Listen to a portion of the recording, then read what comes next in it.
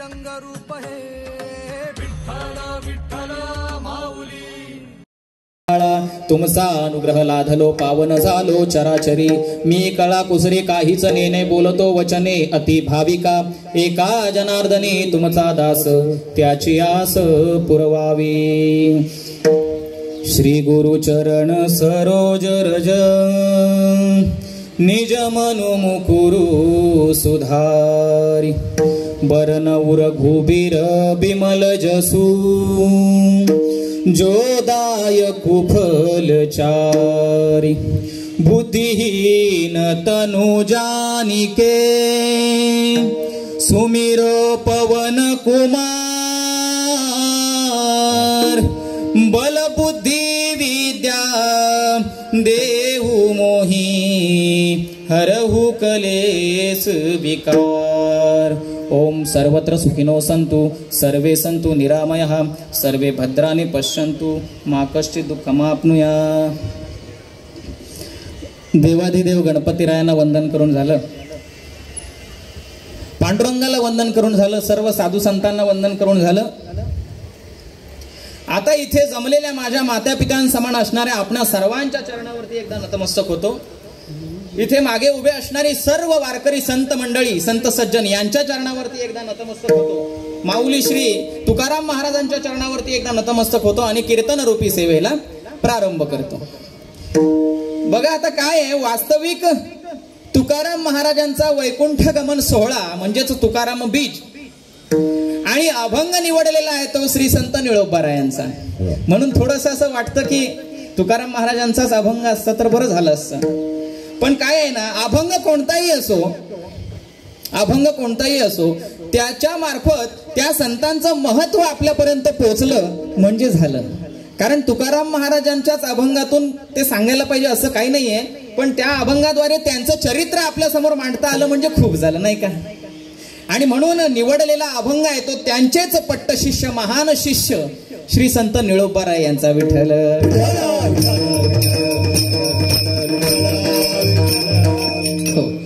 आज तुकाराम बीज. आता बीज म्हणजे काय, बीज म्हणजे काय बघा. आपल्या हिंदू संस्कृतीप्रमाणे महिने किती, मराठी महिने 12 महिने. चैत्र वैशाख ज्येष्ठ आषाढ श्रावण भाद्रपद अश्विन कार्तिक मार्गशीर्ष पौष माघ आणि फाल्गुन असे 12 महिने.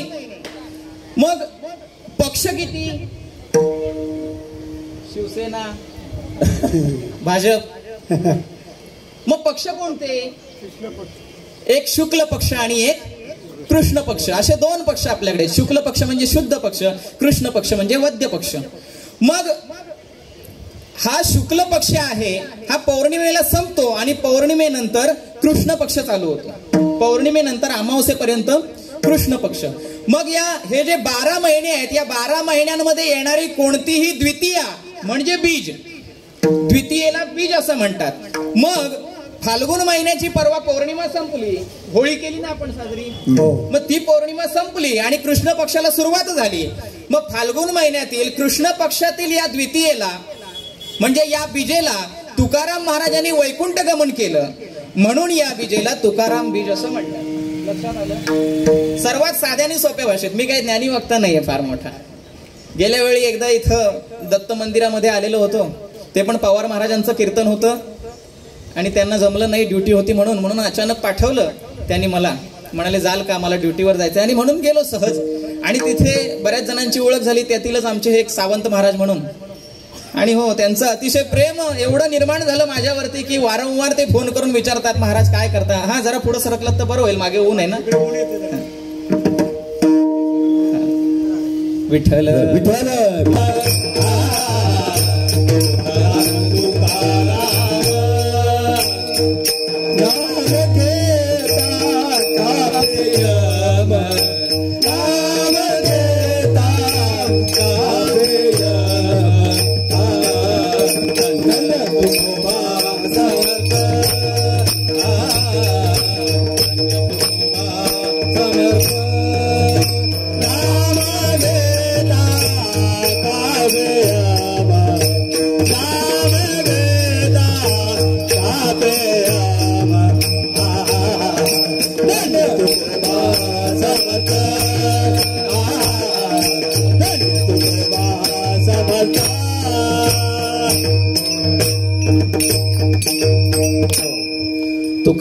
तुकाराम नाम घेता कापे यम. यमाला सुद्धा थरकाप पडतो, यम सुद्धा घाबरायला लागतो.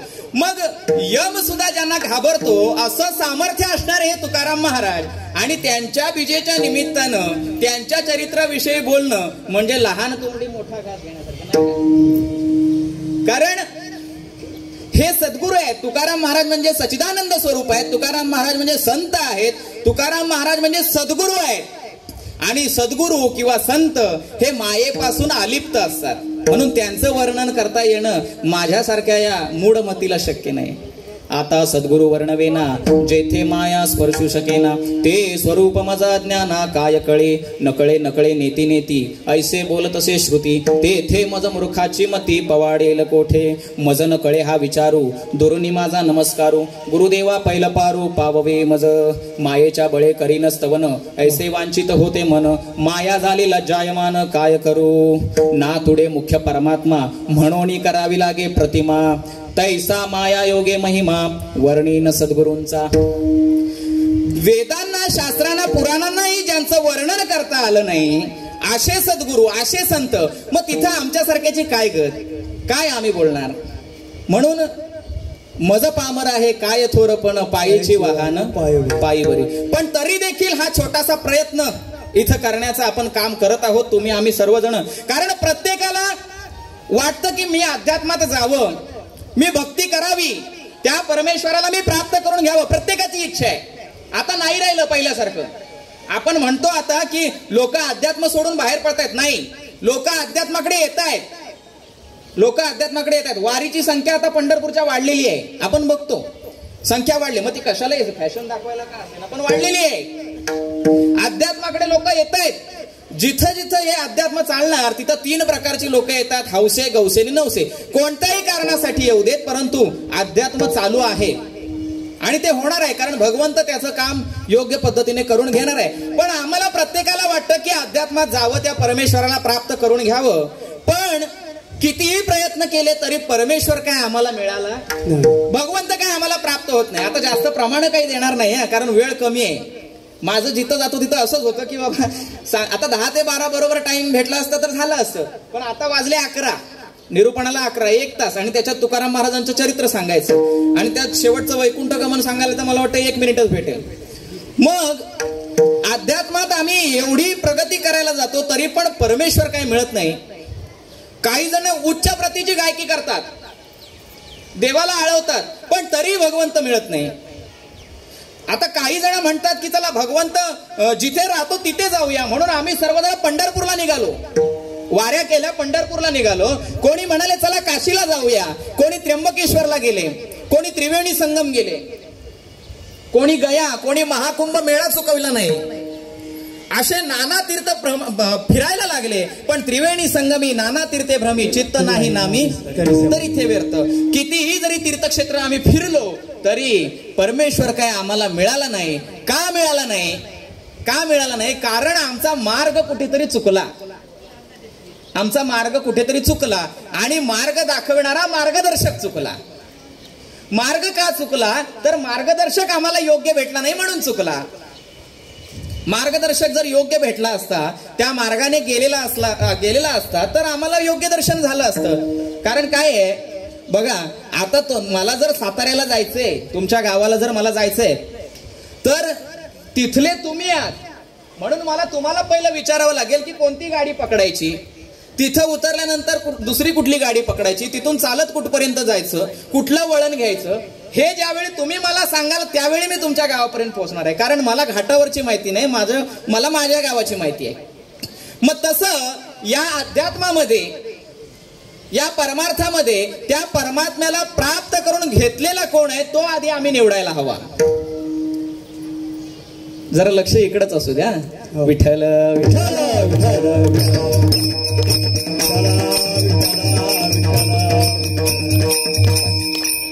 आताच 2 मिनिटापूर्वी प्रमाण सांगितलं की त्रिवेणी संगमी नाना तीर्थे भ्रमी, परंतु चित्त नाही नामी तरी ते व्यर्थ. मग आमचं जर लक्ष इथं नसेल, नामसंकीर्तनामध्ये आमचं जर लक्ष नसेल तर एवढं करून आमचा काहीही उपयोग होणार नाही, हे सगळं व्यर्थ आहे.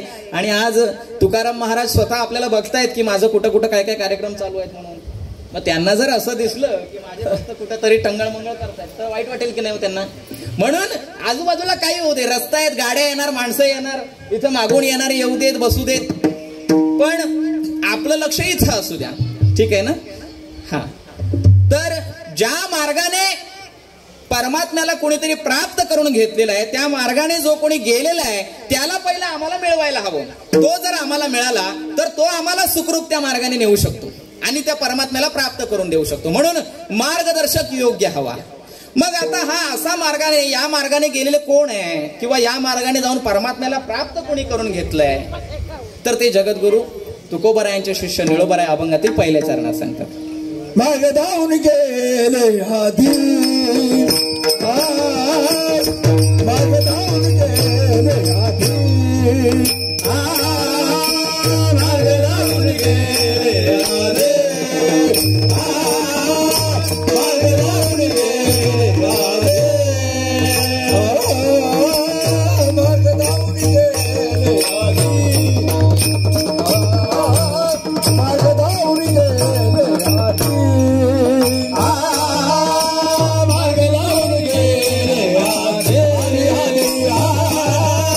मार्ग धावून गेले आधी. दयानिधी संतते, दयानिधी संतते, तेरेच बंद झालो दादा, तेरेच बंद झालो दादा.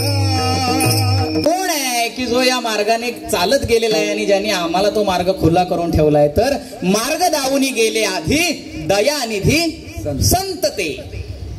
मग हे संत असे आहेत, सद्गुरू असे आहेत की त्या मार्गाने चालत गेलेले आहेत, त्या परमेश्वराला त्यांनी प्राप्त करून घेतलेलं आहे. म्हणून अशा संतांना शरण जायचं आहे की ज्यांच्याकडे ती वस्तू आहे, ओळखारे वस्तू सांडारे कल्पना नका आड राना जाऊ जणी, त्यांच्याकडे ती निज वस्तू आहे, ती एकदा आम्हाला मिळाली की मार्ग मिळाला, आमच्यासाठी मार्ग मोकळा झाला, मग आम्हाला परमेश्वर मिळाला असं समजायचं आणि आपलं जे ध्येय आहे ते पूर्ण होणार आहे. म्हणून मार्गदर्शक निवडताना आमचा योग्य असला पाहिजे.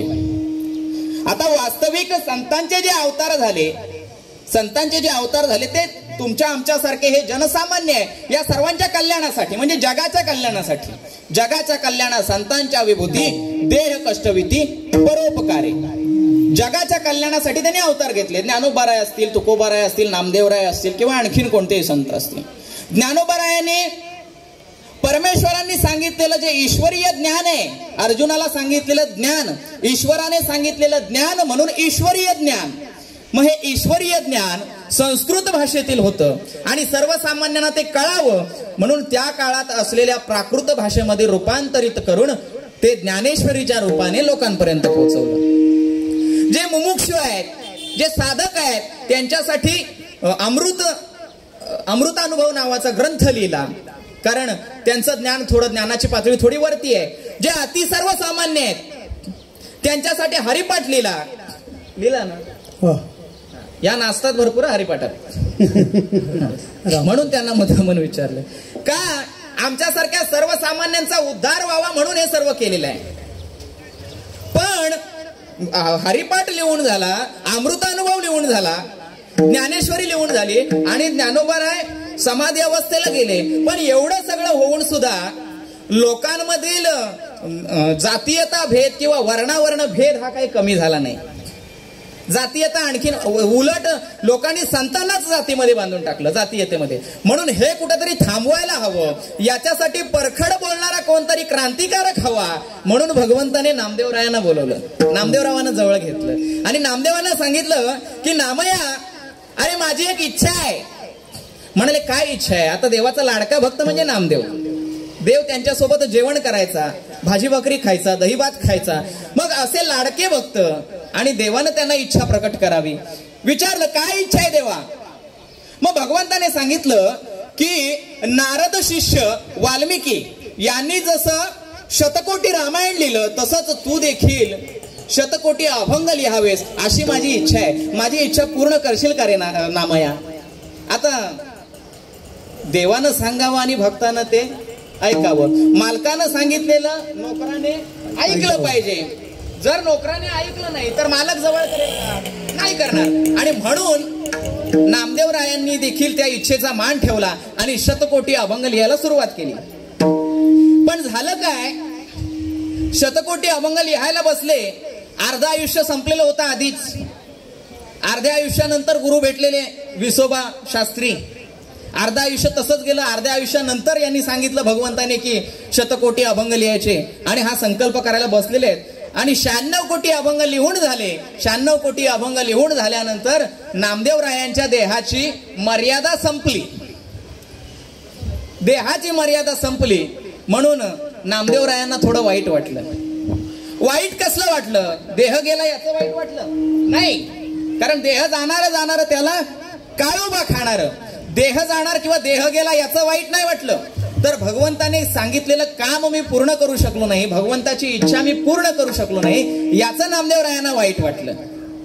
आणि 96 कोटी अभंग लिहून झाल्यानंतर नामदेवराया हे निर्गुणात विलीन झाले, वैकुंठाला गेले. वैकुंठाला गेले आणि तिथं बघितलं तर काय आहे, देव ऋषी आणि संत यांची मांदियाळी जमलेली आहे आणि वैकुंठामध्ये मीटिंग चालू आहे. कुठे मीटिंग चालू आहे? वैकुंठामध्ये मीटिंग चालू आहे. बरं, मीटिंगचा विषय काय आहे की पृथ्वी तलावरती आता कलियुग चालू आहे. मग या कलियुगामध्ये ज्ञानोबारायांनी त्यांच्या पद्धतीने कार्य केलं, पण तरी सुद्धा जातीयता काही कमी झाली नाही, वर्णभेद काही कमी झाला नाही. आणि म्हणून त्यांना भक्ती करायला मिळत नाही. कुणाला? सर्वसामान्य जनांना. कारण उच्चवर्णीय म्हणतात की हा अधिकार फक्त आमचा आहे. आणि म्हणून खाली कोणता तरी भक्तीचा मार्ग आम्हाला सर्वसामान्यांना द्यायला हवा. या विषयावरती मीटिंग चालले. कुठे मीटिंग चालले? वैकुंठामध्ये मीटिंग चालले. कोणासाठी? आपल्यासाठी. पृथ्वीवरील सामान्य जनांसाठी मीटिंग चालले. आणि नामदेवराय हे ऐकतायत मीटिंग चालली. ते मीटिंगला बसलेले आहेत देव, ऋषी आणि संत यांची मीटिंग चालू आहे. आणि मग हे विषय चाललेले असताना भक्तीचे मार्ग मग निवडण्यात आले. आता भक्तीचे मार्ग किती? भक्तीच्या वाटा काय? भक्तीच्या त्या वाटा मध आवाव्यास वाटा. कोणत्या त्या वाटा? किती वाटा? 9 वाटा आहेत. 9 वाटा. अर्चन भक्ती, दास्य भक्ती, श्रवण भक्ती, कीर्तन भक्ती, नामस्मरण भक्ती, सख्य भक्ती, पादसेवन भक्ती, आत्मनिवेदन पर भक्ती. या भक्तीच्या 9 वाटा आहेत. मग या 9 वाटांपैकी 8 वाटा त्रासदायक आहे. 8 वाटा या सर्वसामान्यांना देऊन उपयोग नाही, त्या त्रासदायक आहेत. कारण हठयोगींसारखा आपल्याला झाडाला लटकून तपश्चर्या करता येणार नाही, पाण्यामध्ये बसून तपश्चर्या करता येणार नाही. आणि म्हणून या 8 वाटा ज्या आहेत त्या त्रासदायक आहेत. म्हणून संतांनी या 8 वाटा मोडून टाकल्या. मोडून या वाटा सूक्ष्म दुस्तर, मोडून या वाटा सूक्ष्म दुस्तर, मोडून या वाटा सूक्ष्म दुस्तर. गेला राजभार चाले ऐसा, गेला राजभार चाले ऐसा, गेला राजभार चाले ऐसा. तर या 8 वाटा त्रासदायक असल्यामुळे 8 वाटा मोडून टाकल्या आणि एक मार्ग या सर्वसामान्यांसाठी निवडला. सर्वांच्या संमतीने देव, ऋषी आणि संत या सर्वांच्या संमतीने एक ठराव पास झाला की जे साधन, जो मार्ग सर्वात सोपा आहे, जे साधन सर्वात सोपं आहे आणि ते सर्वात सोपं असणारं साधन या सर्वसामान्यांना देऊया, म्हणजे सगळेजण भक्तीमध्ये अग्रेसर होतील किंवा त्या भगवंताला प्राप्त करून घेतील. मग ते साधन कोणतं? कोणती भक्ती? नामसंकीर्तन साधन पै सोपे, जळतील पापे जन्मांतरीची. सगळ्यात सोपं असणारं साधन कोणतं? नामस्मरण भक्ती. आता बऱ्याच वेळा असं वाटतं आम्हाला की श्रवण भक्ती सगळ्यात सोपी, श्रवण भक्ती सगळ्यात सोपी. पण आता इथं आपण 10 मिनिटं झाले, 20 मिनिटं झाले बसलोय, अजून जर 3 तास बसलो तर जमेल का ऐकायला? आपली श्रवण शक्तीची क्षमता संपेल. म्हणून श्रवण भक्ती सोपी नाहीये किंवा जे मी सांगतोय ते पूर्णपणे आपल्या लक्षात राहीलच असं सांगता येत नाही. म्हणून श्रवण भक्ती कठीण आहे. मग सगळ्यात सोपी भक्ती नामस्मरण भक्ती. म्हणून सगळ्यांच्या मते ठराव संमत झाला की नामस्मरण भक्ती हा मार्ग खाली द्यायचा. बरं, आता हा मार्ग द्यायचा, पण मीटिंग झाली वैकुंठात आणि द्यायचंय कुठे? पृथ्वी तलावरती. मग पृथ्वीवरती आता जाणार कोण? पृथ्वीवर जायचं कोणी? आणि हे ऐकल्याबरोबर हे वैकुंठात नुकतेच एंट्री केलेले नामदेवरायांना ते धावत गेले. देवा मी जाऊ का? देवा मला पाठवा ना. अरे देव म्हणाले आता वैकुंठाला आलास तू, 5 मिनिटं नाही झाली तुला येऊन आणि लगेच निघाला. हा नाही म्हणत. मला जाऊ द्या ना, कारण माझंही एक राहिलेलं काम आहे ते मला पूर्ण करायचं आहे. आणि तुमचीही इच्छा, तुमचाही दिलेला मार्ग, तो निरोप मी खाली या पृथ्वी तलावरती असणाऱ्या लोकांना देऊन येईन, तुमचा सांगितलेला निरोप. म्हणून मला जाऊ द्या ना. आता लाडका भक्त म्हणून नामदेवांना जायची परवानगी दिली आणि नामदेवराया निघाले.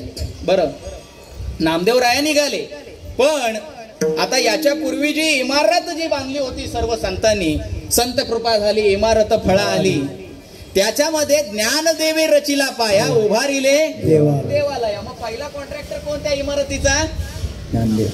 ज्ञानोबाराया. ज्ञानोबारायाने पाया रचला, ते पहिले कॉन्ट्रॅक्टर. दुसरे कॉन्ट्रॅक्टर नामदेव महाराज. नामा तयाचा किंकर तेने केला हा विस्तार. आणि तिसरे कॉन्ट्रॅक्टर, खांब बांधण्याचं कॉन्ट्रॅक्ट कोणाकडे होतं? एकनाथ महाराज. मग अशी ही इमारत अर्धवट पूर्ण होती, अजून पूर्ण झाली नव्हती. मग आता वरून पाठवले नामदेवरायांना, म्हणजे दुसऱ्या कॉन्ट्रॅक्टरला पाठवले खालून. पण हा कॉन्ट्रॅक्टर वरून येताना कपडे बदलून आला, वरून येताना कपडे बदलून आला. आणि कपडे बदलून येऊन जेव्हा खाली मार्ग सांगायला आला ना, तेव्हा लोकांना काय सांगतोय? तुका म्हणे मज धाडीले निरोपा. खाली येऊन काय सांगतोय? तुका म्हणे मज धाडीले निरोपा. म्हणजे काय? जगद्गुरु तुकोया अवतार नामयाचा. वरून कपडे बदलून आले म्हणजे अवतार बदलून आले. तो अवतार म्हणजे साक्षात हे जगद्गुरु तुकाराम महाराज.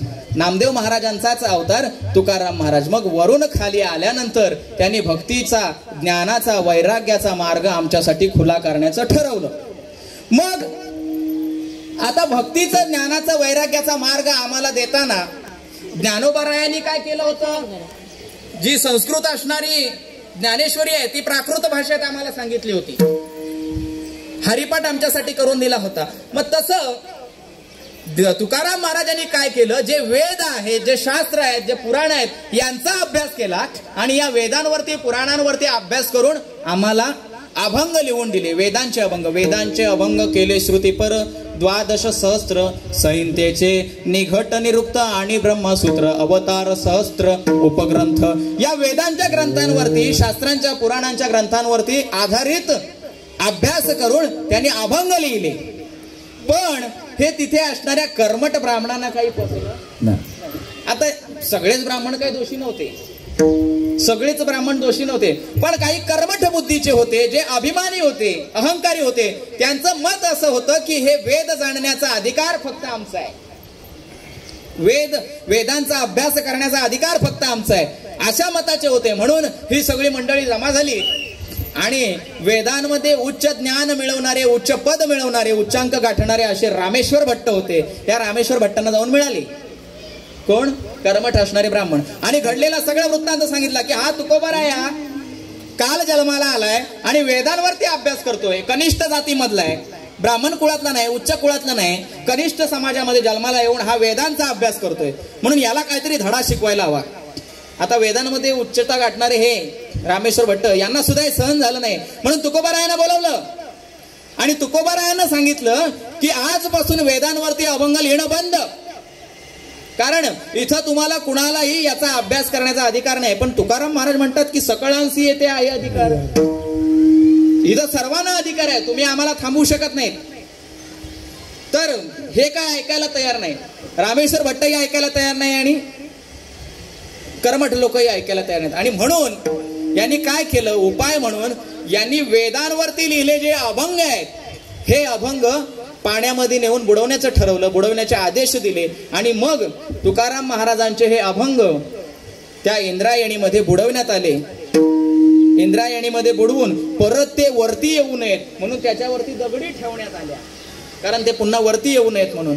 आणि हे बघितल्यानंतर तुकाराम महाराजांना फार वाईट वाटलं, कारण एवढे मी अभंग लिहिलेत. अभंग किती लिहिले माहितीये का? गाथेमध्ये असणारे जे अभंग आहेत ते 3,500 असतील, पण 4,500 असतील, पण तुकाराम महाराजांचे वास्तविक अभंग तेवढे नाहीयेत. त्याच्याही पेक्षा खूप आहे. 4,01,00,000चा शेवट 34 सहस्त्र स्पष्ट सांगितले हे तुका कथोन या गेला 12 अभंगाला सोडू नका तुम्ही सांगितले वर्म भवपाशी कर्मे चुकतील.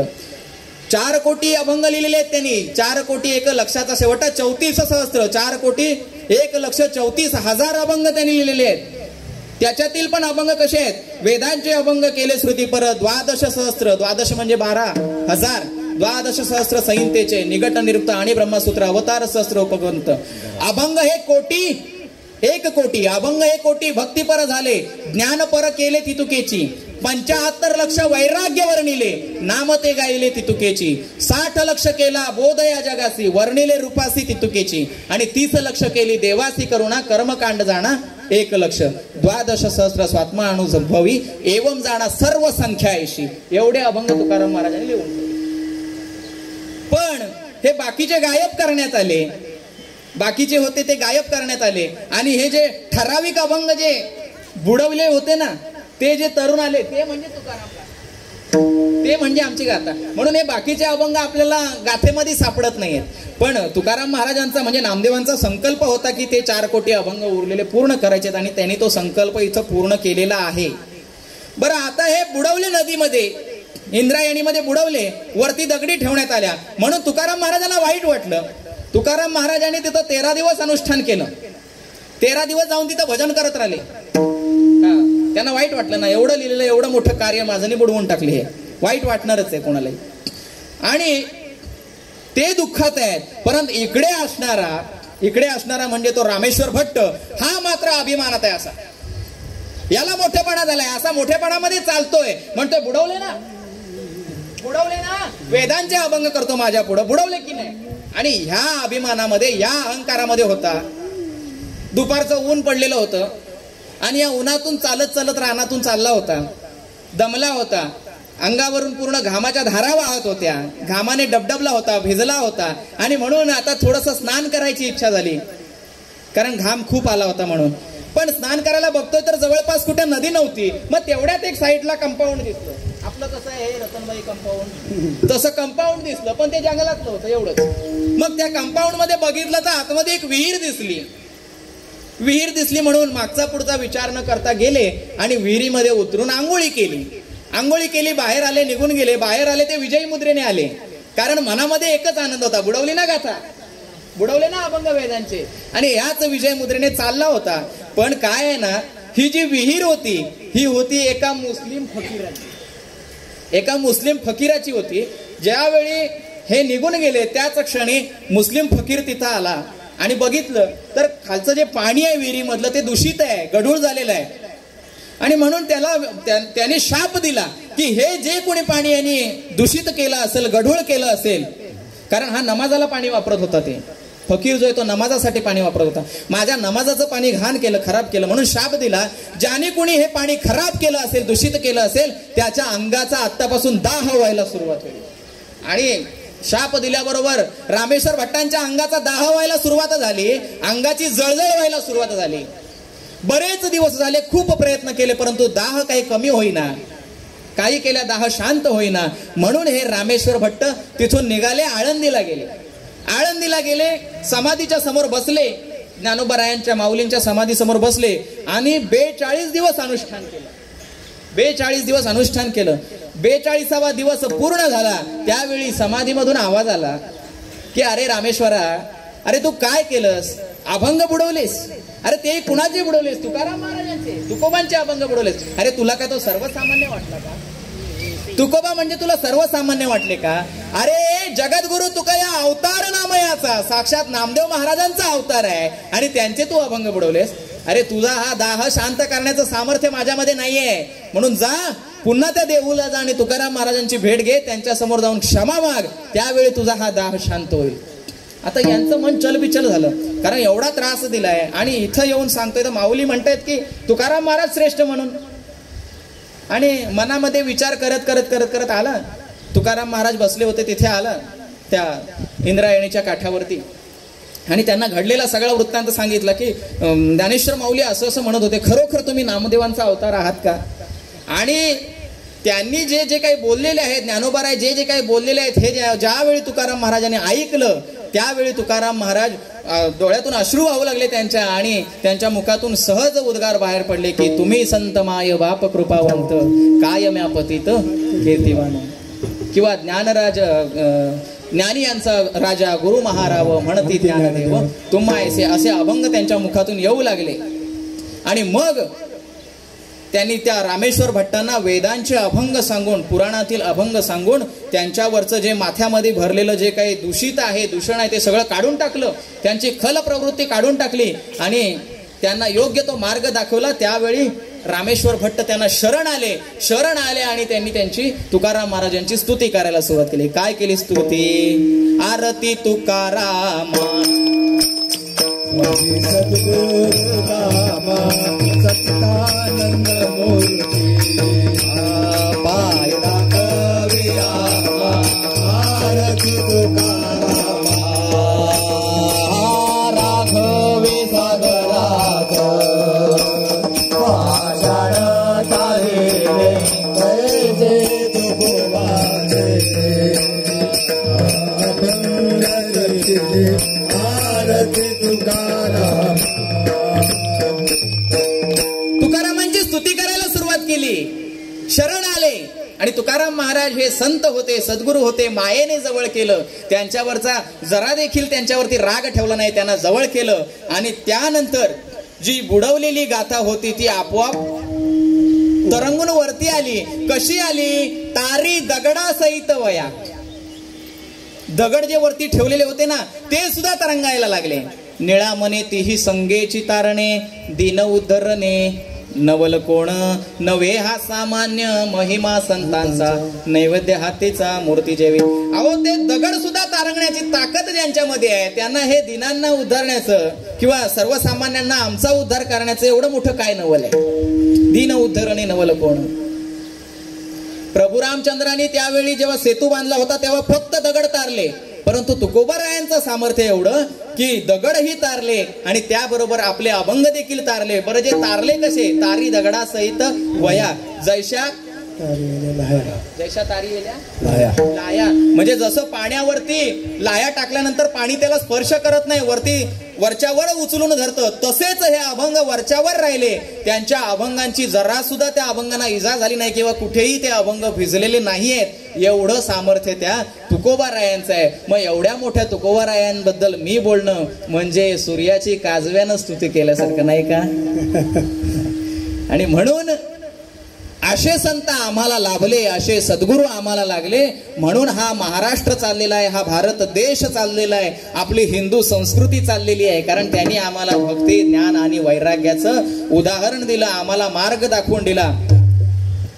त्यानंतर तुकाराम महाराजांनी आम्हाला भक्तीचा मार्ग सांगितला. त्याच्यामध्ये हेची थोर भक्ती आवडते देवा, संकल्पावी माया संसाराची. म्हणजे सांगितलं की तुम्ही सर्वसामान्य जन आहात, तुम्हाला बाकीचे काही माहिती नाहीये. तुम्ही मायेमध्ये आहात, संसारामध्ये आहात ना, तर एक करा. तुम्हाला हा संसार तुम्ही सोडू शकत नाही, तर हा जो संसार आहे ना, याचा सगळा भार त्या देवावरती टाका. आणि जे जे काही आहे, जे जे काही दुःख येतील, जे जे काही सुख येतील, ते देवानेच दिलेले आहेत, त्याच्या इच्छेने दिलेले आहेत. म्हणून त्यालाच ते अर्पण करा आणि चाला आणि भक्ती करा. मग ह्याची थोर भक्ती आवडते तेव्हा. अशी जर भक्ती केलीत ना, आम्हाला मायेपासून अलिप्त राहता येणार नाही. लग्न आम्हाला करायलाच लागणार. झालंय का? नाही झालं.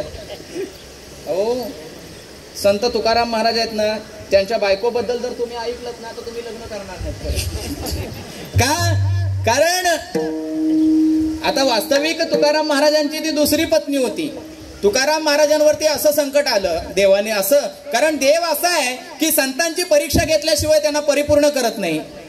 पहिली पत्नी आजारपणामध्ये मेली. तुकाराम महाराजांचं दुसरं लग्न लावण्यात आलं. तुकाराम महाराजांचा एक मुलगा सुद्धा दुष्काळामध्ये गेला. पण तरी सुद्धा हे सगळं देवाची इच्छा म्हणून त्यांनी सगळं सोडून दिलं. आणि उलट तुकाराम महाराज काय म्हणतात की पोरे मेली बरे झाले, देवा माया विरहित केले, बाईल मेली मुक्त झाली, तेने माया सोडविली. म्हणजे तुकाराम महाराज जे जे काही आहे ते सगळं देवानीच केलंय, त्याची इच्छा आहे म्हणून सगळं सोडून भक्ती करत होते. आणि हीच भक्ती देवाला आवडते. म्हणून आम्हाला सांगतात की तुम्ही ते सगळं सोडा आणि इकडे या, सगळं देवावरती टाका. तुका म्हणे घालू तयावरी भार, वाहूवा संसार देवापायी. या मायेपासून अलिप्त व्हा. आणि मायेपासून अलिप्त होतात तेच खरे संत. सद्गुरू असतात, संत असतात, हे मायेपासून अलिप्त असतात. हे कोणी वेगळे नाही, ते मनुष्यच आहेत, माणसंच आहेत. ज्ञानोबाराया काही देव नव्हते, ज्ञानोबाराया माणूसच होते. संत तुकाराम महाराज माणूसच होते, फक्त ते मायेपासून अलिप्त होते. त्यांच्या अपेक्षा कमी होत्या, त्यांच्याकडे आसक्ती कमी होती. जे आसक्तीपासून अलिप्त झाला, मायेपासून अलिप्त झाला तो संत. आता आमच्यासारखे संत बरेच आहेत. आमच्यासारखे कीर्तनकार, प्रवचनकार हे आता आम्हाला गुरु म्हणतो. कीर्तनकार झाला, प्रवचनकार झाला की आम्हाला वाटतं आम्ही गुरु झालो. आम्हाला 4 ओव्या आल्या ज्ञानेश्वरीच्या, आम्हाला तुकाराम गाथेतले अभंग आले की वाटतं आम्ही गुरु झालो. सगळ्यांनी आमच्या समोर बसावं आणि आम्ही सांगतो ते ऐकावं, ही भावना आमच्यामध्ये झाली आणि म्हणून स्वतःला गुरु समजायला लागलो. पण वास्तविक आम्ही कधी गुरु होऊ शकत नाही किंवा अशा गुरूंचे आपण सर्वजण कधी शिष्य होऊ शकत नाही. कारण म्हणून जाणतेने गुरु भजे जे, तेने कृतकार्य होई जे, जैसे मूळ सिंचने सहजे शाखा पल्लव संतोषती. गुरु हा त्या मार्गाला पोहोचलेला असावा, जसे तुकाराम महाराज होते, ज्ञानोबाराय होते, त्या मार्गाने परमात्म्यापर्यंत पोहोचलेले असावे. जर तिथपर्यंत जर पोहोचलेले नाही आहेत तर ते आम्हाला काय पोहोचवणार, आम्हाला कसे नेऊन ठेवणार. म्हणून सर्वांनी लक्षात ठेवायचंय, सर्वांनी आपण जाणून बुजून लक्षात ठेवायचंय की कीर्तनकार, प्रवचनकार किंवा वाणी उत्तम दिसली, बोलण्याची कला उत्तम आहे म्हणजे तो गुरु होऊ शकत नाहीये. वाणी उत्तम आहे म्हणजे गुरु नाहीये. कारण वाणी कुणाची उत्तम असू शकते. तमाशामध्ये सुद्धा कलाकार आहेत, लावणीवाले सुद्धा आहेत, शाहीर सुद्धा आहेत, पोवाडे गाणारे सुद्धा आहेत. प्रत्येकाची कला आहेत आणि जो त्या कलेमध्ये माहीर आहे. म्हणून का तो सद्गुरूच्या लेवलचा झाला, गुरुच्या पदाचा झाला असं नाही होत आहे. म्हणून गुरु जाणूनच करायचा आहे, त्याची परीक्षा घेऊनच करायचं आहे. कारण हे जे आम्ही काही सांगू हे फक्त वाचलेलं ज्ञान आहे, वाचलेलं ज्ञान आहे. आता तुमच्या आमच्यामध्ये असतील बरीच ज्ञानी मंडळी, पण ही जी ज्ञानी मंडळी आहे, काही ना ज्ञानेश्वरी अख्खी पाठ आहे, ओवीनी ओवी पाठ आहे, भगवद्गीता पाठ आहे, सगळे शास्त्र पाठ आहेत, पण हे फक्त सगळं पाठ आहे, हे फक्त सगळं वाचलेलं ज्ञान आहे, हे सगळं फक्त माहिती आहे. पण स्वतः बसून कधी आम्ही तपश्चर्या केले का, स्वतः बसून कधी आम्ही ध्यान केलं का, स्वतः बसून कधी नामासाठी 3-3, 4-4 तास आम्ही बसलो का, एकाग्र चित्त करून नाही बसलो. मग जर आम्ही बसत नाही तर आम्हाला गुरु बनण्याचा अधिकार नाहीये. म्हणून कीर्तनकार गुरु असू शकतो, पण तो करणारा असेल तर एवढं सगळं. नाहीतर बहुतेकशे कीर्तनकार, अगदी 99% कीर्तनकार हे फक्त वाचलेलं ज्ञान आहे ते सांगतात. ज्ञान खूप आहे त्यांच्याकडे, त्या बाबतीत काही प्रश्नच नाही. पण हे ज्ञान अर्धवट ज्ञान आहे. कारण आम्हाला वाटतं की एवढं सगळं आलं म्हणजे संपूर्ण ज्ञान आलं. नाही, जोपर्यंत त्या परमात्म्यापर्यंत पोहोचत नाही तोपर्यंत नाही. म्हणून त्या मार्गाने जो गेलेला आहे, जो साधना करतोय, जो नामस्मरण करतो, स्वतः सांगतो पण स्वतः देखील करतो, हे ज्याला जमतं त्याला गुरु करा, तरच तो गुरुच्या लेवलचा आहे, तो सद्गुरू होऊ शकतो. अन्यथा आमच्यासारखे बरेच आहेत. म्हणून तुकाराम महाराज सुद्धा हेच सांगतात की तुम्ही पहिलं हे मायेपासून अलिप्त व्हा. मायेपासून जर अलिप्त झालात ना तर तुम्ही गुरुच्या लेवलला जाल. संत मायेपासून अलिप्त असतात. एक असे ट्रेन मधून एक संत चालले होते, साधू होते, एक भगवे वस्त्र परिधान केलेले, ट्रेन मधून चाललेले बाहेरच्या प्रवासाला. आणि मध्येच एक ठिकाणी एक व्यक्ती आला, त्याने बघितलं तर साधू बसलेत म्हणून त्यांच्या शेजारी गप्पा मारण्यासाठी बसला. गप्पा चांगल्या रंगत गेल्या आणि त्याने बघितलं की साधूंच्या हातामध्ये चांगलं 5,000चं एक घड्याळ आहे, चांगल्या कंपनीचं 5,000चं घड्याळ. मग याने विचारलं त्यांना, माणसाने, की अहो तुम्ही तर साधू आहात, संत आहात, तुम्हाला या घड्याळाची काय गरज, आणि बरं घड्याळच पाहिजे तर एवढं महागातलं घेण्याची काय गरज, 5,000चं घेण्याची काय गरज आहे, साधं सुद्धा घेऊ शकत होतात 50-100 वालं. तर ते महाराज काही बोलले नाहीत. म्हणाले एका भक्ताची इच्छा होती म्हणून त्याने दिलं आणि ते मी घातलं, आता याच्यात मी काय वाईट केलं. पण ठीक आहे, निघालं, पुढचा प्रवास चालू झाला. पुढे गेल्यानंतर मध्ये अशी सूचना आली की या स्टेशनवरती ट्रेन अर्धा तास थांबणार आहे. आणि म्हणून जी ट्रेन मधली मंडळी होती ती बाहेर जाऊन स्टेशनवरती काही चहा बिस्किट वगैरे खायला लागली. मग इथं साधू सुद्धा म्हणाले त्यांना की चला एक जाऊन राऊंड मारून येऊया बाहेर आणि चहा पिऊन येऊया. म्हणाले चला जाऊया. दोघेही जायला तयार झाले आणि यांनी आपल्या हातातलं घड्याळ आहे ते काढून तिथं सीटवरती ठेवलं आणि बाहेर निघाले. तर माणूस म्हणायला लागला, अहो 5,000चं घड्याळ आहे, इथं कुठं ठेवताय, घेऊन चला बरोबर, नाही तर कोणतरी उडवून घेऊन जाईल. नाही म्हणाले, असू दे काय हरकत नाही, आणि ठेवलं तिथंच आणि गेले चहा प्यायला. चहा प्यायला गेले, त्या साधूंच्या मनात ती चहा सोडून बाकी कोणताच विचार नव्हता, परंतु याच्याच मनात फक्त चाललेलं होतं की माझी बॅग तिथं राहिली आणि यांचं घड्याळ तिथं राहिले. का आल्यानंतर बघितलं तर वस्तू जिथल्या तिथं होत्या, परंतु मनामध्ये भीती, कारण आम्ही मायाजाळात अडकून आहोत. संत हे मायेपासून अलिप्त आहेत. गाडीचा वापर साधू संत करतात, घड्याळ किंवा इतर काही ऐश्वर्याची साधनं हे त्यांच्याकडे पण आहेत, पण ते या सगळ्यापासून अलिप्त आहेत. सगळं उपभोगायचं पण त्याच्यापासून अलिप्त राहायचं तर तो संत झाला. आणि म्हणून आपण सुद्धा या मायेपासून अलिप्त व्हायचं आहे, मायेपासून बाहेर यायचं आहे. आणि जे काय आहे ते सगळं भगवंताची इच्छा आहे. म्हणून जर त्याच्यावरती सोडलं, सगळा संसाराचा भार जर आम्ही त्याच्यावरती टाकला, तर तुकाराम महाराज म्हणतात की ही भक्ती नक्कीच त्या परमेश्वराला आवडणार आहे. आणि म्हणून या सद्गुरूंनी दिलेल्या मार्गावरती आम्ही चालायचंय. संतांनी आम्हाला, या तुकाराम महाराजांनी म्हणा किंवा अनेको संतांनी आम्हाला हे भक्तीचा मार्ग खुला करून दिलेला आहे. नामसंकीर्तन साधन पै सोपे, जळतील पापे जन्मांतरीची, सगळ्या जन्मांतरीची, याच जन्माची नव्हे तर जन्मोजन्मांतराची पाप सगळी जळून जाणार आहेत. एवढं सामर्थ्य या नामामध्ये आहे. म्हणून वारंवार आम्ही नाम जपलं पाहिजे. प्रातकाळी, माध्यान्हकाळी, कधीही असू द्या, सायंकाळी कधीही आपण नामस्मरण करतच राहायचंय. कारण नामे विषबाधा हरती, नामे चेड चेटके नासती, नामे होय उत्तम गती कळी काळाची. म्हणून स्मरण देवाचे करावे, अखंड नाम जपत जावे, नामस्मरणे पावावे समाधान. त्या नामस्मरणामध्ये कुठेही खंड पडता कामा नये. कारण जर खंड पडला तर कधी आम्ही गचकू हे सांगता येत नाही.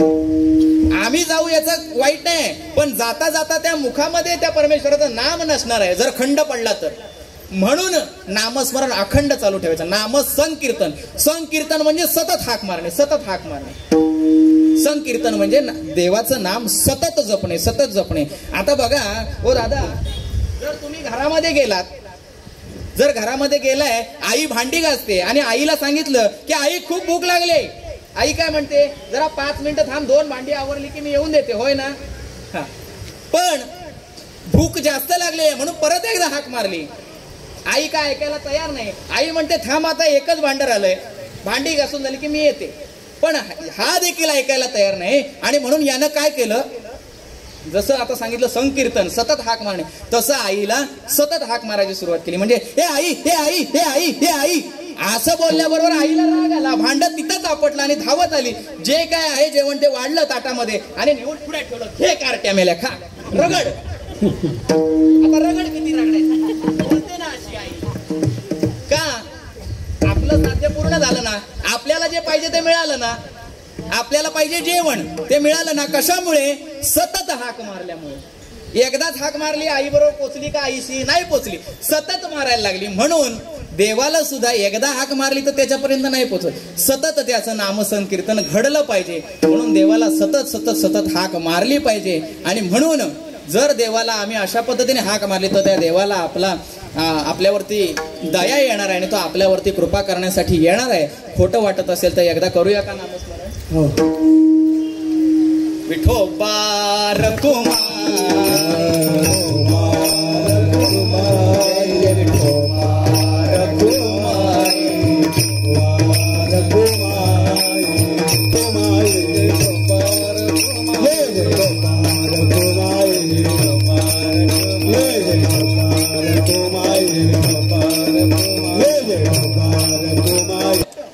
माझं जीवन सुखी असावं, माझ्याकडे 4 चाकी गाडी असावी, माझ्याकडे बंगला असावा, माझ्याकडे धन ऐश्वर्य संपत्ती असावी, माझा मुलगा इंजिनियर व्हावा, माझा मुलगा डॉक्टर व्हावा.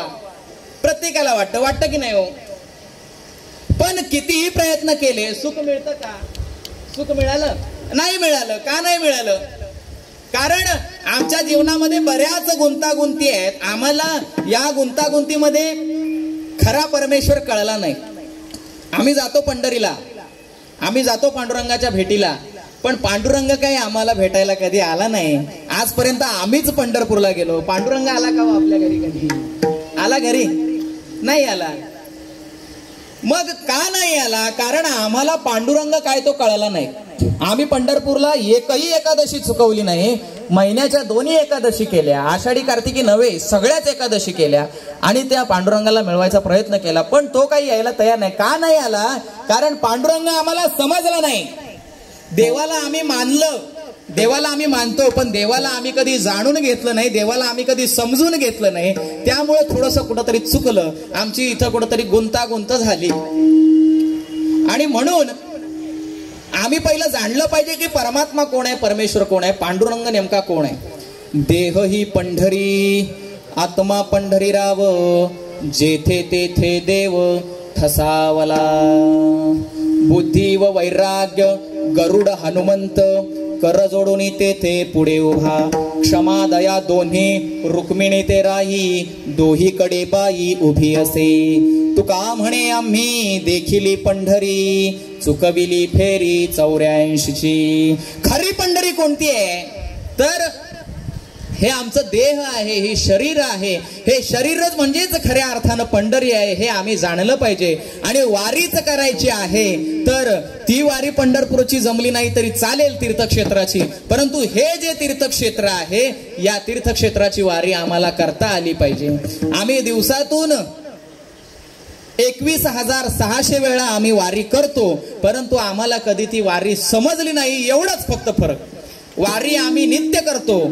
कुत्रा असो, मांजर असो, जे जीवजंतू आहेत ते सगळे असो, सगळे जीवजंतू वारी करतात. आम्ही मनुष्य सुद्धा वारी करतो, परंतु आम्हाला कधी त्याचं ज्ञान झालं नाही, एवढंच खरं. का? कारण ज्ञान देणारा मार्गदर्शक आम्हाला मिळाला नाही. आम्ही नेहमी वारी करतो, पण वारी काय आहे हे जाणण्याचं फक्त ज्ञान आहे हे मनुष्याकडेच आहे. बाकीचे जे प्राणी आहेत हे सुद्धा वारी करतात, परंतु त्यांना हे समजणार नाहीये. बाकीचे सुद्धा वारी करतात पण त्यांना समजणार नाही. का? कारण देवाने देताना आहार, निद्रा, मैथुन या गोष्टी आणि निवारा या गोष्टी सगळ्यांना सारख्या दिल्या, झोप या गोष्टी सर्वांना सारख्या दिल्या, परंतु एक गोष्ट आहे ती मनुष्याला जास्त दिली, ती म्हणजे बुद्धी. बुद्धीचे वैभव अन्य नाही तुझे. बुद्धी फक्त मनुष्याला जास्त दिली, म्हणून मनुष्याच हे ज्ञान मिळवू शकतो की आम्ही कशी वारी करतो किंवा या वारीने त्या परमात्म्यापर्यंत कसं पोहोचता येईल. देह ही पंढरी आत्मा पंढरी राव, जेथे तेथे देव ठसावला.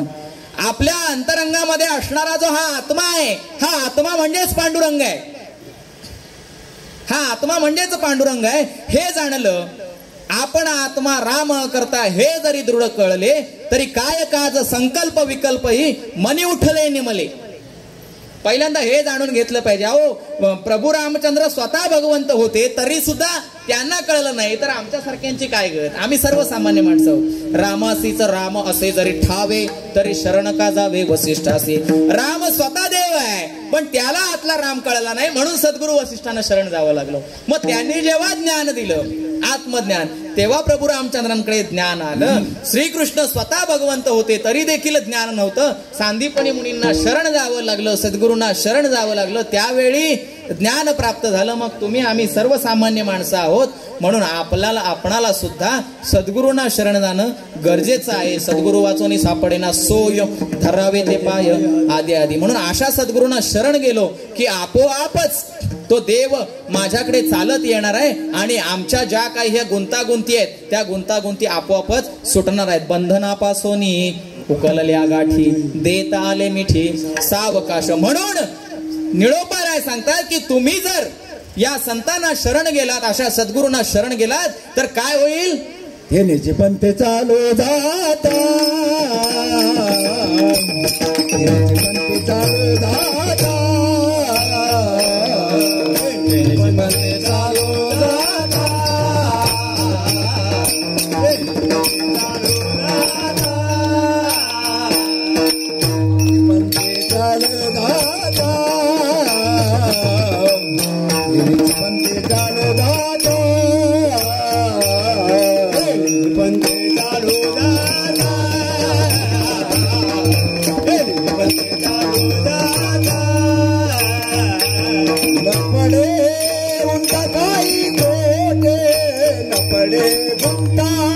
पंथ चालू जाता,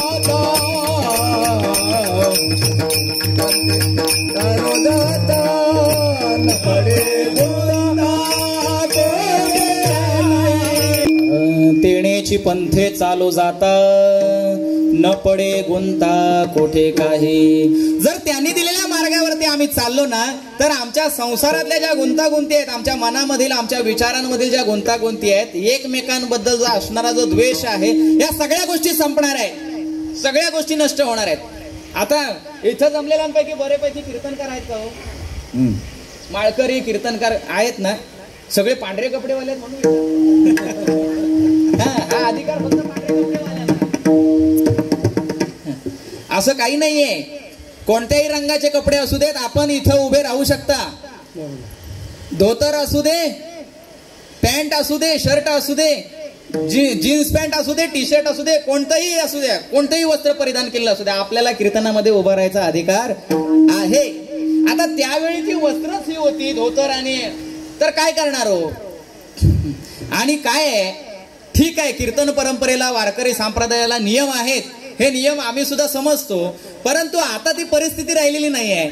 आता जर म्हटलं ना, हो शर्ट पॅन्टवर नाही यायचं, अहो कीर्तनालाच यायचं बंद करते, मग काय करायचं. आम्ही कुणासमोर बोलायचं. आणि म्हणून जैशी स्थिती आहे तैशा परी राहे.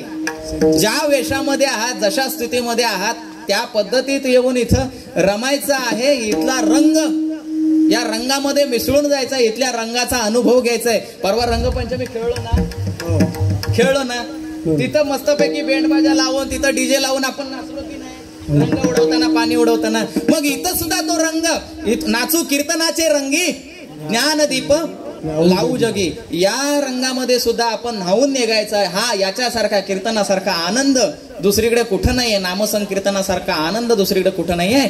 कीर्तन हे एक मजा म्हणून नाहीये. कीर्तन हे एक शौक म्हणून किंवा फॅशन म्हणून करायचे नाहीये. एक आनंद आहे याच्यामध्ये, एक समाधान आहे. ते समाधान मिळवण्यासाठी इथं यायचं आहे.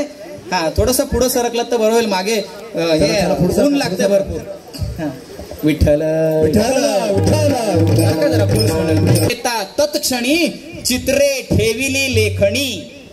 हा लिहिणारा जो आहे ना, आम्ही नाम घेतलं त्याबरोबर जी हातातली लेखणी होती ती खाली ठेवली. का? कारण एकदा का नाम घ्यायला सुरुवात केली की आता याच्याकडून कोणतंही पाप घडणार नाही. एवढं नामाचं सामर्थ्य आहे. पण त्याच्यामध्ये आपला भाव महत्वाचा आहे. आवडीनं भावे हरिनाम घेसी. आणि जर तसा भाव बघायचाच असेल तर आता मी बाकी सगळ्या कुणाला ओळखत नाही, पण ही जी जोडी बसली ना, आता तुम्ही मला ओळखलीत की नाही माहिती नाही, पण हरिपाठाला तिथे असायचो, आठवलं का? कुठे? सिपी तलावला. हा, आणि तिथं बघायचो की दोघी जणी अशा लाईनीमध्ये धावायच्या. मग ते हे जे आहे ना, याच्यामध्ये काय आहे, भाव आहे.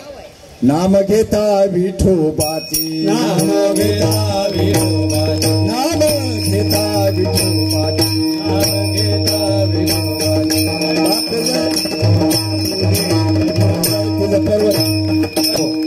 नाम घेता विठोबाचे, पर्वत जळती पापाचे. नाम घेतल्याबरोबर हे आमचं जे पातक आहे ते, अहो हडबडले पातक राम नाम घेता एक. हे सगळं किती मोठं पाप असू द्या, पातक असू द्या, ते सगळं हडबडून जाणार आहे, निघून जाणार आहे. फक्त नामामध्ये भाव असणं गरजेचं आहे. आणि याच भावाने तुकाराम महाराज तिथं भजन करत असायचे त्या भंडाऱ्या डोंगरावरती. आणि ही त्यांची जी पत्नी होती, आता मिळालेली होती, ती मिळतानाच कर्कशा मिळालेली होती, कर्कशा. पण जरी ती कर्कशा असली तरी आपल्या नवऱ्यावरती तिचं प्रेम निस्सीम होतं. ते जेवल्याशिवाय कधीही, तिला आवली म्हणत होते, ती कधी जेवायची नाही. जिजा होती, तिचं नाव जिजा. पण ही जिजा कधीही आपले पती म्हणजे तुकाराम महाराज जेवल्याशिवाय कधीही अन्नाचा घास घेत नव्हती. एवढं प्रेम तिचं होतं. ते तिकडे भंडाऱ्या डोंगरावरती बसलेले असायचे. ही इथून ते भाजी भाकरी काय असेल ते घेऊन त्यांना रोज द्यायची, काट्या कोट्यातून नेऊन. आणि असंच एकदा चालली होती, काट्या कोट्यातून, वनामधून, जंगलामधून चालली होती. आणि चालता चालता एक भला मोठा काटा असा आरपार घुसला पायामध्ये. काटा घुसल्याबरोबर खाली बसली, किंकाळ्या फोडायला लागली. आणि तेवढ्यात तिथं एक 10 वर्षाचा असणारं एक छोटं मूल गुराखी होता. त्यानं ते बघितलं, त्याने ऐकली किंकाळी म्हणून धावत धावत आला आणि विचारला, आई काय झालं? आईनं सांगितलं की पायामध्ये काटा रुपलाय. आणि म्हणून त्या बाळानं काय केलं, त्या आईचा पाय आपल्या मांडीवरती घेतला, प्रेमानं मांडीवरती घेतला आणि बघितलं तर काटा आरपार घुसलेला आहे. बरं, तो आतमध्ये गेलाय, तो असा सहजासहजी बाहेर येणार नाही. म्हणून काय केलं, पहिलं ती तळव्याला लागलेली जी माती आहे, धुळीचे कण आहेत, हे साफ करायला हवेत म्हणून आपल्या तोंडामधील थुकी घेतली आणि ती थुकी त्या तळव्याला लावली पायाच्या. बरं, एकदा ते साफ झालं नाही म्हणून ते परत तोंडाला लावलं. असं वारंवार केलं जोपर्यंत ती जागा स्वच्छ होत नाही. बघा कुणाची धूळ आहे, तुकाराम महाराजांच्या पत्नीच्या पायाची धूळ आहे आणि ती हा मुलगा आपल्या मुखाला लावतोय सारखी सारखी आणि ती जागा स्वच्छ केली. मग काटा थोडा आतमध्येच होता म्हणून काय केलं, तो पाय घेतला आणि दाताने असा ओढून तो काटा काढला. आपलं तोंड त्या आईच्या, त्या मातेच्या म्हणजेच तुकाराम महाराजांच्या पत्नीच्या पायाला लावलं आणि मग काटा काढून झाला, बरं वाटलं. आता थोडक्यात सांगतोय सगळं. काटा काढून झाला, बरं वाटलं. मग विचारलं की बाळा खूप बरं वाटलं रे, तू आज नसतास तर हा काटा निघाला नसता, मला सहन झालं नसतं. बाळा नाव काय रे तुझं?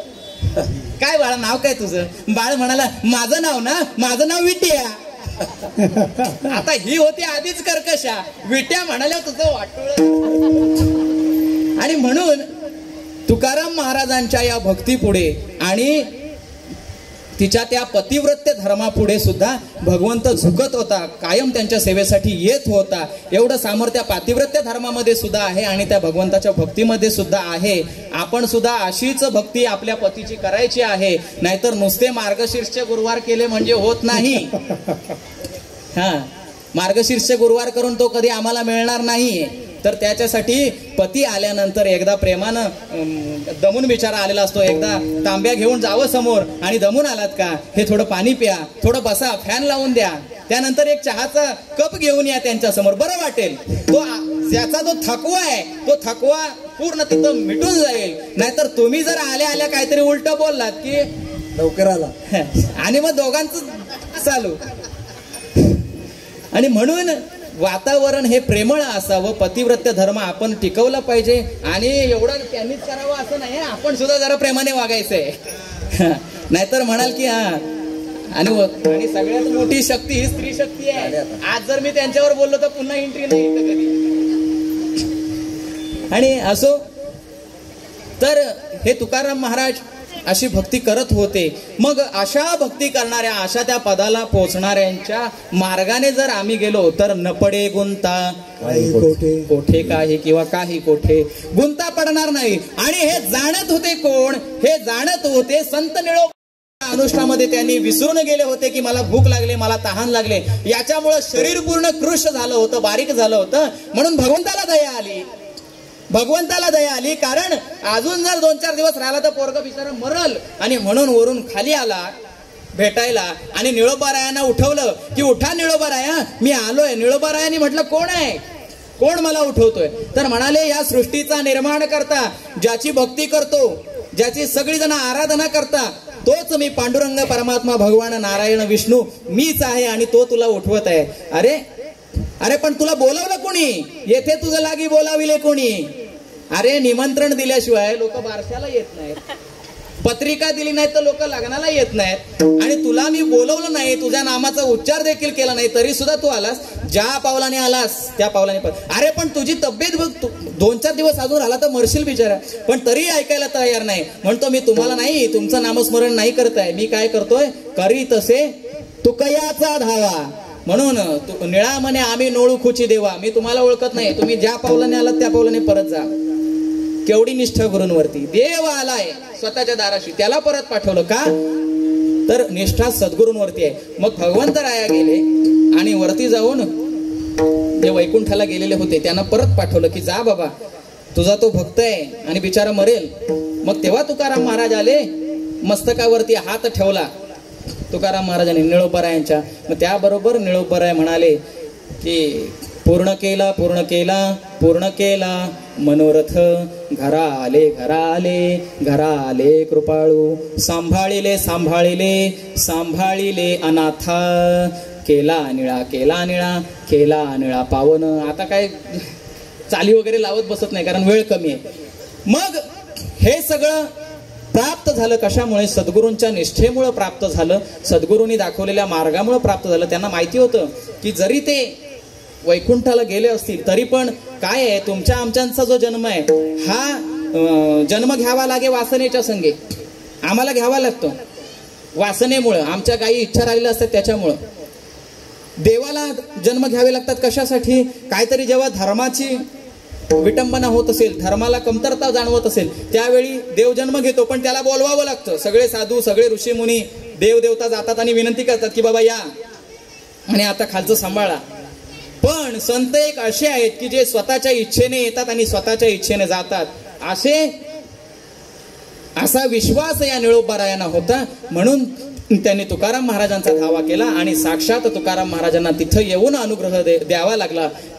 श्री हात ठेवून त्या हाताच्या करस्पर्शानेच त्यांना अनुग्रह दिला आणि त्यांना पावन करून टाकलं. एवढं मोठं सामर्थ्य आमच्या तुकाराम महाराजांचं आहे. मग अशा तुकाराम महाराजांबद्दल बोलावं तर बोलावं तितकं कमीच आहे. आणि मी बोलणं म्हणजे लहान तोंडी मोठा घास घेण्यासारखं आहे. या तुकाराम महाराजांनी त्यांच्या या पृथ्वी तलावरच्या कार्यामध्ये एकदा जाणून घेतलं की या पृथ्वी तलावरती आता सगळं काही चाललेलं आहे, ठीक आहे. पण मूळ उद्देश जो आहे तो मागे राहिलेला आहे की अजून वर्णावर्ण भेदभाव ह्या काही गोष्टी आहेत ह्या तशाच मागे राहिलेल्या आहेत. त्याचबरोबर लोकांमध्ये अजून सुद्धा मतभेद आहेत. मग हे मतभेद दूर करायला हवेत म्हणून त्यांनी ही मतं आहेत या संत मंडळीने, तुकाराम महाराज असतील किंवा ज्ञानोबा असतील किंवा अन्य कोणते, ह्या सगळ्या मंडळींनी एक महान कार्य करून ठेवलं. ते म्हणजे मोडोनिया नाना मते देती सिद्धांते सौरसू. हे जे काही मतभेद आहेत. आता वेगवेगळे संप्रदाय म्हटल्यानंतर आमच्या मनामध्ये भेद होतो. हा अमुक संप्रदायाचा, तो तमुक संप्रदायाचा, हा बैठकवाला, आम्ही वारकरी, आम्ही काडसिद्धेश्वर संप्रदाय, आम्ही नरेंद्र महाराजांचा संप्रदाय, आम्ही अमुक, आम्ही तमुक. मग याच्यामुळे मतभेद निर्माण होतात. म्हणून हे मतभेद कुठंतरी मोडायला हवेत म्हणून यांनी ते देखील एक कार्य केलेलं आहे. जसं नरहरी सोनारांचं आपल्याला माहिती आहे की ते शंकरांना मानत होते, पांडुरंगाला मानत नव्हते. आता उदाहरण सांगायला वेळ नाही, पण ते सुद्धा सिद्ध करून दाखवलेलं होतं की तोच पांडुरंग आहे आणि तोच भगवान शिवशंकर आहे. म्हणजेच याच्यामध्ये काही वेगळं नाही, आपण सर्व एक आहोत हे आपण सर्वांनी जाणलं पाहिजे. एक अजून मोरया गोसावी पण होते. मोरया गोसावी गणपतीचे भक्त होते आणि तुकाराम महाराज वारकरी होते. एक दिवशी तुकाराम महाराजांना मोरया गोसावीने जेवायला बोलवलं होतं. तुकाराम महाराज जेवायला बसले, म्हणाले 2च ताटं वाढलेत आपल्या दोघांना, तुमचे गणपती बाप्पा कुठे आहेत, त्यांना बोलवा. हे म्हणाले देव निर्गुण आहे, तो कसा येईल. म्हणे तुम्हाला नाही जमत तर मी बोलवतो, तुमच्या देवाची आराधना मी करतो. आणि मग तुकाराम महाराजांनी बोलवलं, गणराया लवकर येई, गणराया लवकर येई, हाती मोदकाची वाटी भेटी सकळांची देई. मग गणरायांना बोलवलं आणि गणरायांना बोलवल्यानंतर नाचत आले गणपती पायी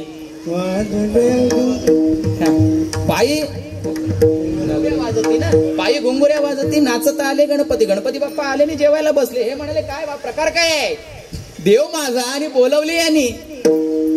आणि यामुळे तुकाराम महाराजांनी हे सुद्धा पटवून दिलं की तुका म्हणे शोधून पाहे विठ्ठल गणपती तुझा नोहे. सगळे देव समान आहेत, रूप फक्त वेगवेगळी आहेत, त्यामुळे नावं वेगवेगळी आहेत. म्हणून सगळे एकच आहे हे मत आपण स्वीकारलं पाहिजे. सगळ्या संप्रदायांना समान मानलं पाहिजे. म्हणून मोडोनिया नाना मते देती सिद्धांते सौरसू. आता तेवढं बोलायला आपल्याला वेळ नाहीये. वेळ फक्त आता 2-3 मिनिटाचा 5 मिनिटाचा वेळ उरलेला आहे. पण तुकाराम महाराजांची चरित्र जेवढं काही थोडक्यात सांगता आलं तेवढं मी सांगण्याचा प्रयत्न केलेला आहे. तेवढं थोडं जर 10ला मला बोलायला वेळ जर परफेक्ट भेटला असता, मी 9:30ला हजर झालोय, पण तेवढा वेळ भेटला असता तर आणखीन काहीतरी सांगायला भेटलं असतं. पण जे काही तोडक्या मोडक्या शब्दात सांगितलं ते आपण सांभाळून घ्यायचंय. कारण शेवटच्या चरणात तुकाराम महाराज सांगतात की निळा म्हणे ऐसे संत कृपावंत सुख सिंधू. हे संत आहेत, हे कृपावंत असतात, दयाळू मायाळू असतात, कनवाळू असतात. तेण्याची पंथे चालू जातात. म्हणजे त्यांच्या मार्गावरती चालताना जर आम्ही दमलो, भागलो, आम्हाला त्रास झाला तर भागलिया मज वाहतील कडे त्यांची येणी जोडे सर्व सुख. आम्ही दमलो भागलो तर आपल्याला आपल्या कडेवरती उचलून घेतात संतांना, भक्तांना. असे हे संत असतात. म्हणून या संतांना शरण जायचं आहे. आणि एक वेळ अशी आली की तुकाराम महाराजांना समजलं की आता इथलं कार्यकाल परिपूर्ण झालेला आहे. आणि म्हणून तुकाराम महाराजांनी सगळ्या संतांना विनंती केली की कृपाळू सज्जन तुम्ही संतजन एवढे कृपादान तुमचे मज आठवण तुम्ही द्यावी पांडुरंगा किंवा माझी सांगा का कुळते अनाथ अपराधी पतिता आगळा परी पाया वेगळा नका करू. आणि हे जर तुम्ही सांगितलं ना त्याच्यापर्यंत तर तुका म्हणे तुम्ही निरविल्यावरी मग मज हरी उपेक्षिणा. मग तो माझी उपेक्षा करणार नाहीये, मला आपलंस करून घ्यायला येईल. आणि हा निरोप त्या भगवंतापर्यंत जेव्हा पोहोचला त्यावेळी भगवंत तुकोबरायांना घेऊन जाण्यासाठी आले आणि तुकोबराय नांदुरकी वृक्षाच्या इथं भजन करत बसलेले होते आणि भजन करतानाच तुकाराम महाराजांच्या समोर देव आले, साधुसंत आले, ऋषी मंडळी आले, सगळे आले आणि त्यांच्या सोबतच तुकाराम महाराजांनी सदेह वैकुंठ गमन केलं. पण वैकुंठ गमन केल्यानंतर त्यांच्या एक लक्षात आलं की आपलं अजून काहीतरी काम शिल्लक राहिलेलं आहे, की ज्ञानोबारायांनी लोकांना हरिपाठ दिला, एकनाथ महाराजांनी सुद्धा एकनाथी हरिपाठ दिला, पण तसं आपण लोकांना काही दिलं नाही हो. आणि म्हणून तुकाराम महाराजांनी स्वर्गामधून 12 अभंगांची रचना करून खाली पाठवली आणि त्याची निशाणी म्हणून टाळ आणि कथा पाठवल्या. टाळ आणि कथा धाडिली निशाणी घ्या रे ओळखून हे सज्जन हो. कुठून पाठवले? स्वर्गामधून पाठवले खाली. स्वर्गीचे अभंग स्वर्गलोकीहुनी आले अभंग धाडी येले सांग तुम्हाला गे आणि नित्य नेमे यांसी पटता प्रतापे जळतील पापे जन्मांतरीची तया मागे पुढे रक्षीनारायण मांडीला निर्वाण उडी घाले तिथून पाठवलेले आहेत. आणि एवढं वरती गेल्यानंतर सुद्धा गमन केल्यानंतर सुद्धा आमच्यासाठी त्यांनी ते करून ठेवलेलं आहे. म्हणून अशा सद्गुरूंचे आपण मानू तेवढे उपकार कमीच आहेत. काय द्यावी त्यांचे व्हावे उतराई ठेविता हा पायी जीव थोडा. आणि म्हणून अशा संतांना शरण जाऊन आपण आपलं जीवन धन्य करून घ्यायचं आहे. ज्ञानेश्वर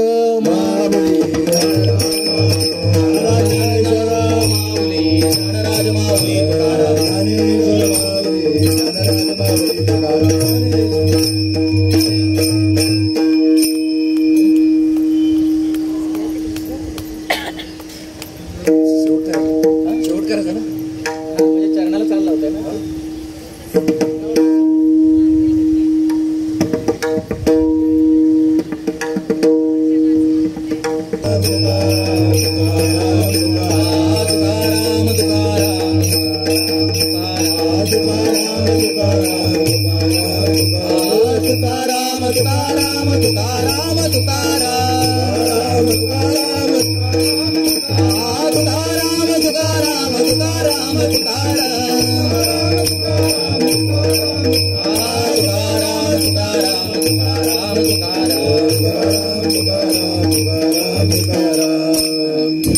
बघा, आज आपल्या या वागळे इस्टेट आणि रतनबाई कंपाऊंड मध्ये आपण सगळे दत्त प्रासादिक महिला आणि पुरुष भजन मंडळ, काही चुकीचं नाव येऊ शकतं, पण आपण सगळे संत मंडळी आणि आपण सर्वजण हा सोहळा साजरा करतो.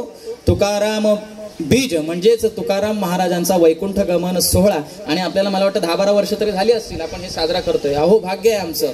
तरी इथं जमलेले आपण सर्वांनी मला इथं बोलण्याची संधी दिली, आपली सेवा करण्याची संधी दिली, म्हणून आपल्या सर्वांचे आभार मानतो. पकवाज वादन करणारे महाराज, आपलं नाव काय?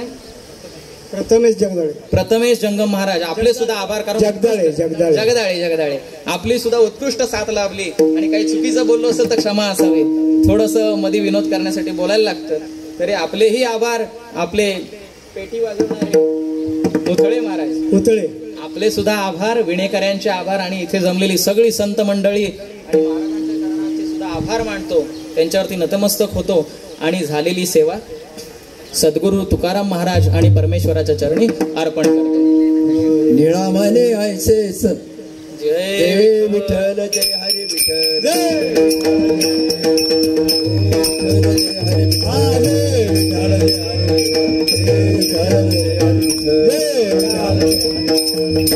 जय हरी. चला महाराज. जय विठ्ठल जय हरी विठ्ठल, जय विठ्ठल जय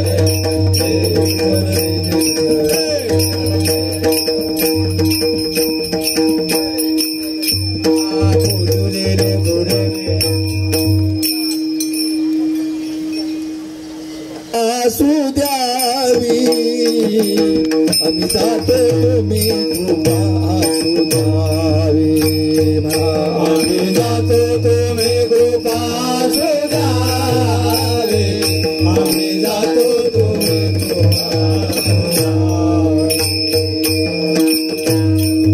कृपा असू द्यावी, आम्ही जातो तुम्ही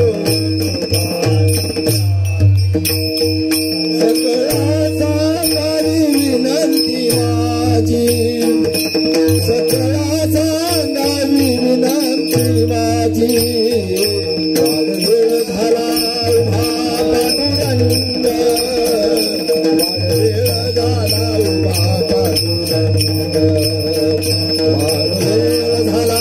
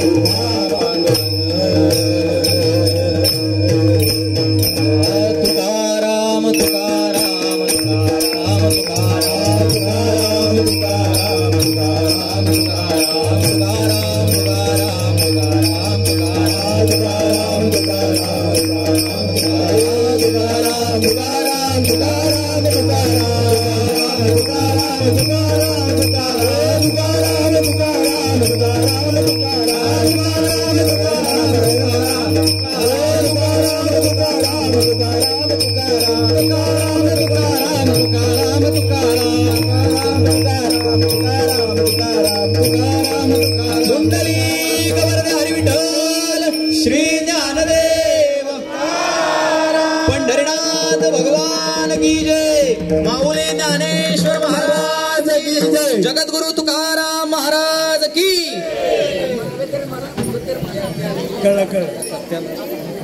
सगळं तुम्ही मनात गडबड करू नका, निवांत होऊ द्या. हे पहा, सगळ्यांनी शांतमध्ये शांतमध्ये शांतमध्ये जवळ जाऊन टाका. आणि सगळ्यांनी प्रसाद घेत, तसं कोणी जायचं नाही. प्रसाद भरा, फोटोला हात लावू नका, फोटोला आरती घ्यायचे. आरती कोण घ्यायचं? हळू हळू सगळ्यांनी फुलं टाकून पाठीमागे या आरती चालू करायची आहे. आणि आरती नंतर प्रसाद आहे. मोरे थांबा. Thank you.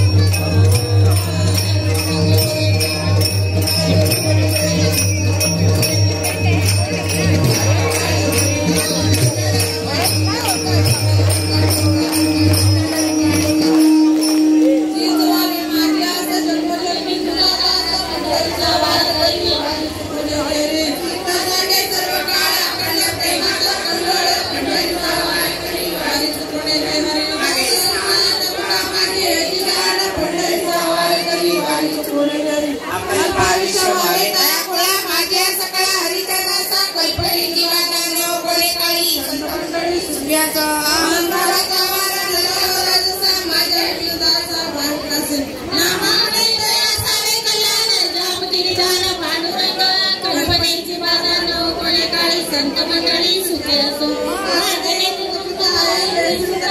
पांडुरंगा या संतांची निर्वेळची मदत देईल आणि तुझे काही न मागू म्हणे आता उदाहरण होई मदत देवी पायी संतांची या संतांची निर्वेळची मदत देईल आणि तुझे काही न मागू देवा ज्ञानदेव तुकाराम ज्ञानदेव तुकाराम ज्ञानदेव तुकाराम ज्ञानदेव तुकाराम तुकाराम तुकाराम तुकाराम तुकाराम तुकाराम तुकाराम तुकाराम तुकाराम